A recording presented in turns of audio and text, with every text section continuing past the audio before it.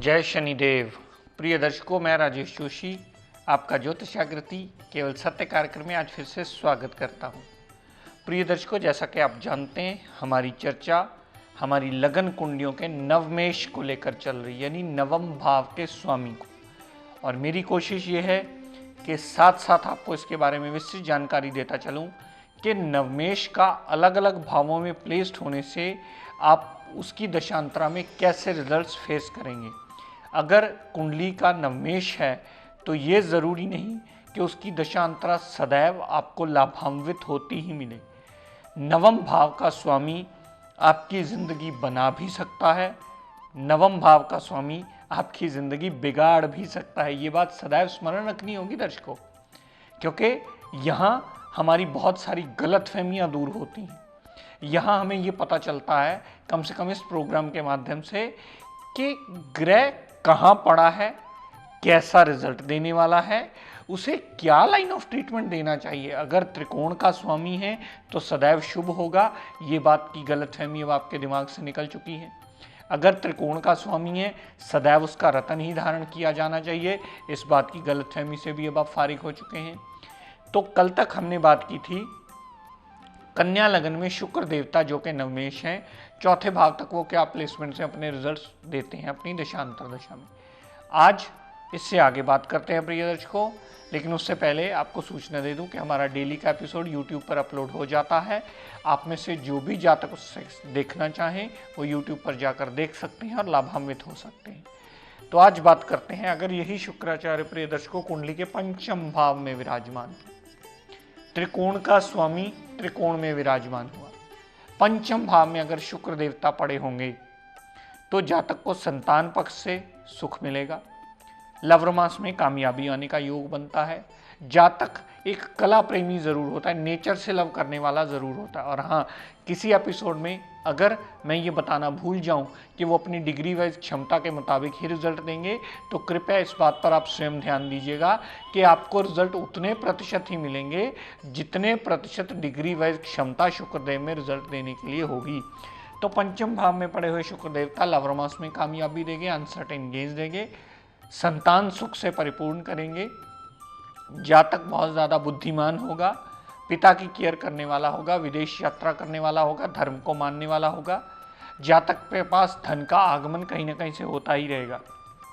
तो पंचम भाव के संबंधी शुक्राचार्य सारे पॉजिटिव रिजल्ट्स गेन करेंगे। यहाँ से शुक्रदेव ने जितनी दृष्टि 11वें भाव पर डाली, 11वें भाव पर डाली हुई दृष्टि 11वें भाव संबंधी भी सारे लाभ देगी। बड़े भाई बहन से पूर्ण सपोर्ट मिलेगी। छोटी मोटी अगर इच्छाएं होंगी तो इच्छा पूर्ति करने में भी शुक्रदेव सदैव सहायक होंगे। और छोटी मोटी हेल्थ प्रॉब्लम्स हुई तो वो चली अवश्य जाएंगे और लाभ की कमी कभी नहीं आने वाली। शुक्र की दशांतरा में कहीं ना कहीं से धन का आगमन अवश्य होता रहेगा।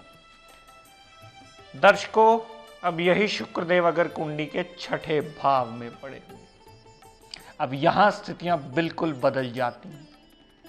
यही शुक्राचार्य योग कारक कहे जाने वाले इस कुंडली में गलत प्लेसमेंट में आने की वजह से अति मारक ग्रह बन जाएंगे। छठे भाव में पड़े हुए शुक्र देवता सदैव अपनी दशांतरा में रोग, ऋण, कर्जा, दुर्घटना, मुकदमा, कोर्ट केस, लिटिगेशन में फंसा करके जातक का जीवन यापन मुश्किलों से ही भरते रहेंगे। और यहां आपने गलती ये कर ली कि शुक्र का रतन धारण कर लिया। यहाँ शुक्र का रतन छठे भाव में पड़े होने से कभी धारण नहीं करना है, एक अस्तवस्था को छोड़ करके। अगर आपने शुक्र का रतन धारण किया तो सदैव आपके रोग, ऋण, कर्जा, दुर्घटना, मुकदमा में ही वृद्धि होगी और आपका जीवन और ज़्यादा कष्टकारी होगा। और आपको ये लगेगा कि आपने पैसे खर्च करके रतन धारण किया है और आपकी मुश्किलों में कई गुना बढ़ोतरी हो गई। यहाँ से शुक्रदेव ने जितनी दृष्टि 12वें भाव पर डाली, फजूल के खर्च होंगे, अस्पताल के खर्च होंगे, जेल यात्रा भी हो सकती है और विदेश यात्रा होकर के वहां से भी जातक को लाभ कभी नहीं मिलता। तो कहने का तात्पर्य प्रिय दर्शकों सिर्फ इतना कि छठे भाव में अगर शुक्र देवता विराजमान होंगे तो कभी ये मत समझिएगा कि ये शुक्र देव आपके लिए शुभ फलकारी होंगे। ये सदैव अशुभ फलकारी होंगे और ये बलहीन नहीं हुए, ये पूर्णतः अशुभ हो गए हैं, जिसका रत्न धारण कभी नहीं करना चाहिए, क्योंकि रत्न धारण करने से इसकी अशुभता में कई गुना बढ़ोतरी होती है। यहाँ का किया हुआ रत्न धारण सदैव आपके नेगेटिव रिजल्ट्स में कई गुना बढ़ोतरी करता है। और यहाँ सिर्फ अगर आपका शुक्र पड़ा है और उसकी दशा अंतरदशा चल रही है, आप पाठ पूजन कर सकते हैं, आप सिमरन कर सकते हैं, आप व्रत कर सकते हैं, आप आरती कर सकते हैं, आप शुक्र से जुड़े हुए रिश्तों को सुधार करके ही शुक्र से पॉजिटिव रिजल्ट अवश्य ले सकते हैं। तो ये समझने की भूल मत कीजिएगा कि शुक्रदेव नवम भाव का स्वामी है तो सदैव उसका रत्न ही धारण करना बनता है। वहां एक पाठ पूजन ही आपको उससे बचने का रास्ता अवश्य दे सकता है। दर्शकों, अगर यही शुक्रदेव कुंडली के सप्तम भाव में पड़े हुए उच्च के हो जाते हैं, मीन राशि में शुक्र देवता को उच्च की पदवी प्राप्त है, अगर कुंडली के सप्तम भाव में शुक्रदेव पड़े होंगे तो सदैव अपनी दशांतरा में आपको लाभ देते मिलेंगे। अपना भाग्य उठा के पत्नी को दे दिया तो विवाह उपरांत आपका भाग्य उदय होने का योग बनता है। यही शुक्राचार्य आपको पार्टनरशिप में लाभ देंगे, डेली वेजेस में लाभ देंगे और दाम्पत्य सुख के लिए भी सदैव अच्छा ही करते मिलेंगे। यहाँ से जितनी दृष्टि शुक्राचार्य ने लगन पर डाली तो पर्सनैलिटी को अच्छा करना, पर्सनैलिटी को एक मनमोहक सी पर्सनैलिटी बनाना, वो सदैव शुक्राचार्य उसमें मददगार सिद्ध होंगे। पर्सनैलिटी में अच्छा निखार लाना, सामने वाला देखना सुनना उसे पसंद करता है, एक प्लीजिंग पर्सनैलिटी बना देते हैं। शुक्राचार्य की सातवीं दृष्टि लगन पर डाली हुई सदैव आपको लाभान्वित करती मिलती है। दर्शकों, अगर यही शुक्राचार्य कुंडली के अष्टम भाव में पड़े हुए, आठवें भाव में भी पड़े हुए और किसी ने कह दिया कि आपका तो शुक्र आठवें भाव में पड़ा है और वो कमजोर है, आप उसका रत्न धारण कर लीजिए, तो कभी मत कीजिएगा, क्योंकि आठवें भाव में पड़ा हुआ शुक्र देवता कमजोर नहीं हुआ, वो सदैव अशुभता की कैटेगरी में आया, वो अशुभता की कैटेगरी में गिना जाता है। और आप स्वयं देख सकते हैं, जब भी उसकी दशा अंतरदशा चलेगी वो सदैव आपको कष्ट देती मिलेगी। जब भी शुक्र की दशा अंतरदशा चलेगी सदैव आपको नुकसानदेह होगी। जब भी शुक्र की दशा अंतरा चलेगी आपकी मुश्किलों में कई गुना बढ़ोतरी होगी, आपकी ऑब्स्टेकल्स, आपकी टेंशन्स, आपका डिप्रेशन, आपके हर बनते बनते काम में रुकावट आनी शुरू होगी और काम डिले होगा। क्यों? क्योंकि उसकी प्लेसमेंट गलत भाव में हो गई है। अगर शुक्र आठवें भाव में प्लेस्ड है तो सदैव अशुभता के ही रिजल्ट देगा। इसे कभी भी कमज़ोर समझने की गलती मत कीजिएगा। इसे अगर कमज़ोर समझकर आप इसका रत्न धारण करते हैं तो आप स्वयं देख लीजिए कि आपकी अशुभता में कई गुना बढ़ोतरी होती मिलेगी। यहाँ से शुक्राचार्य ने जितनी दृष्टि दूसरे भाव पर डाली तो धन का आता आता आगमन जो होगा वो रुक जाएगा, धन का अभाव बनने का योग बनता है, परिवार कभी साथ देने वाला नहीं होगा और जातक ऐसी वाणी बोल देगा जो सामने वाला सुनना कभी पसंद नहीं करता। और जातक को खुद बोल करके भी ये समझ नहीं आता, वो खुद हमसे कई बार ऐसी कुंडलियां जब देखते हैं तो कहता है सर मेरे मन में तो कुछ नहीं होता, लेकिन जब कोई ऐसा हालात पैदा होते हैं तो अनायास मेरे मुंह से कुछ ऐसा निकल जाता है जिसके लिए बाद में मुझे बहुत अफसोस होता है। क्यों? क्योंकि वाणी का लॉर्ड भी अष्टम भाव में आना सदैव अशुभता का कारक माना जाता है।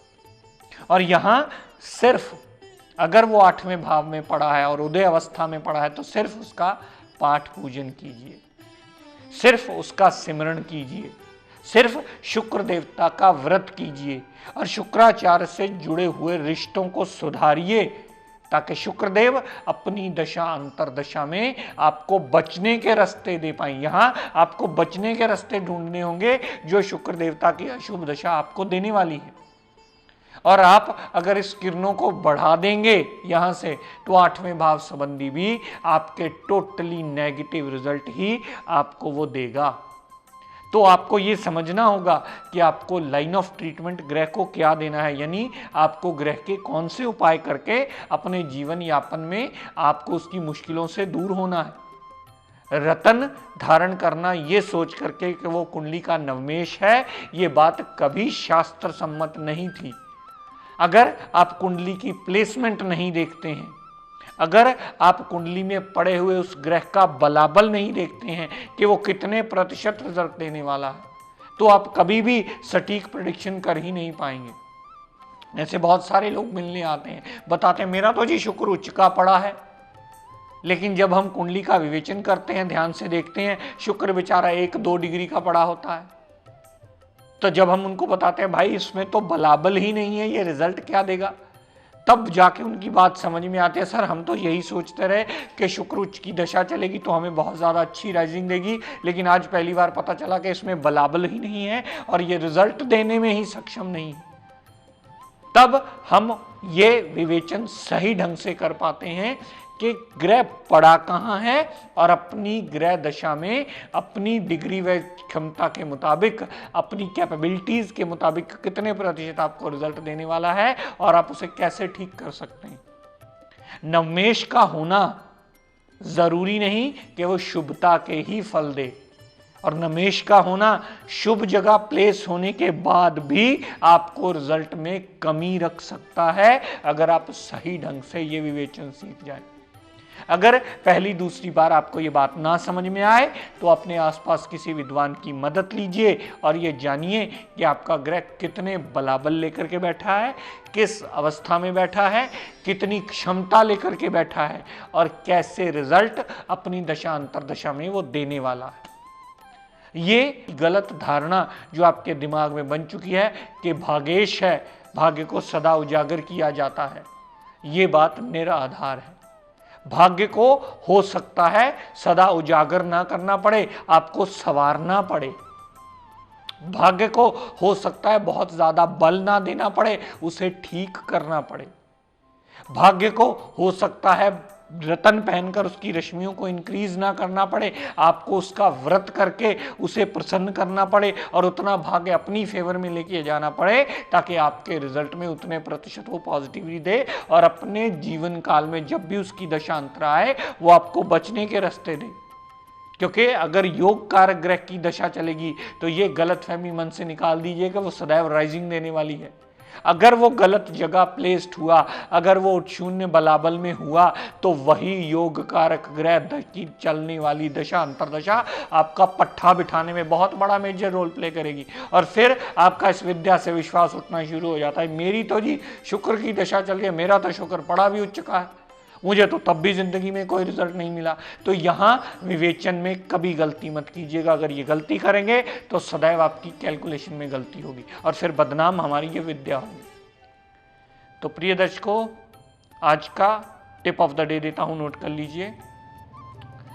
किसी भी विद्वान ने अगर आपकी कुंडली देखकर आपको सुच्चा मोती पहनने की राय दी हो कि आपका मन शांत रहे, आपके फीलिंग्स एंड इमोशंस पे आपका काबू बना रहे, आप डिप्रेशन में ना जाएं, अगर आपको सुच्चा मोती पहनने की राय कुंडली देखकर दी गई हो, उसके साथ अगर चांदी की बनी हुई चेन आप गले में डाल लेते हैं, तो सुच्चा मोती का पहना हुआ जो भी असर आपकी बॉडी में होगा वो कई गुना बढ़ोतरी होकर के आपको और ज़्यादा लाभान्वित होने में फ़ायदा देता है और ज़्यादा लाभान्वित करके आपका जीवन आसान करने में मददगार ज़रूर सिद्ध होता है। क्योंकि सुच्चे मोती का असर बढ़ाने में चांदी बहुत ज़्यादा मददगार सिद्ध होती है और ये चांदी पहनी हुई सुच्चे मोती के असर को न सिर्फ बढ़ाती है, आपके मन की शांति के लिए भी बहुत ज़्यादा लाभान्वित होती है। तो प्रिय दर्शकों, आज अपनी वाणी को यहीं विराम देता हुआ, हम सब के लिए मंगल कामना करता हुआ, शनिदेव से ये प्रार्थना करता हूँ कि हे शनिदेव, हम सब पर अपनी कृपा दृष्टि दया दृष्टि सदैव बनाए रखें। जय शनिदेव।